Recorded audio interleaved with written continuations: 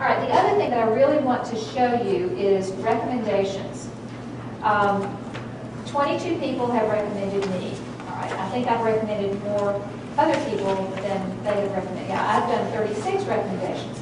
Now, this is not the same as a reference letter. How many of you had to get reference letters from teachers, pastors, ministers, neighbors, lawyers before you came to TCU?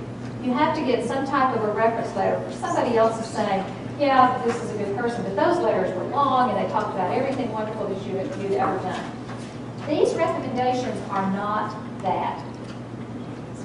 If somebody, well, one person contacted me and said, would you, through LinkedIn, said, would you write a recommendation for me on LinkedIn? Well, at first I thought, well, you know, I've only seen you in one setting, and they were an attendee at a networking event. But for this, all you have to do is kind of like, if you can think of one nice thing to say about somebody, you can write that as their recommendation.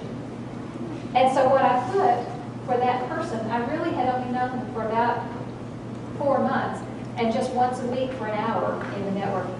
So I wrote, Susan Jones is, I knew Susan, I've known Susan Jones through our networking sessions, and she is always early. She participates in the conversations. She volunteers to help out with the setup, and she stays behind to see what she can do to help others.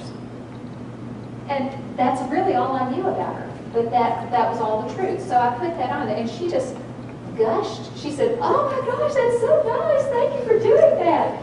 And then I said, would you like to return the favor? And that's a way to get recommendations for yourself. It's better than just randomly emailing a lot of people saying, would you put a recommendation for me? So give something before you ask for them to give it back. And it's a great way to get some good recommendations because they'll feel more kindly to you after you've written something nice about them. The reason recommendations are important,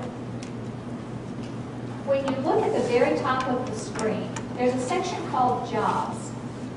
When you go to that job section, there are, for instance, Google, the company, posts a lot of their jobs exclusively on LinkedIn. And you know it's exclusive because it has an asterisk beside that job.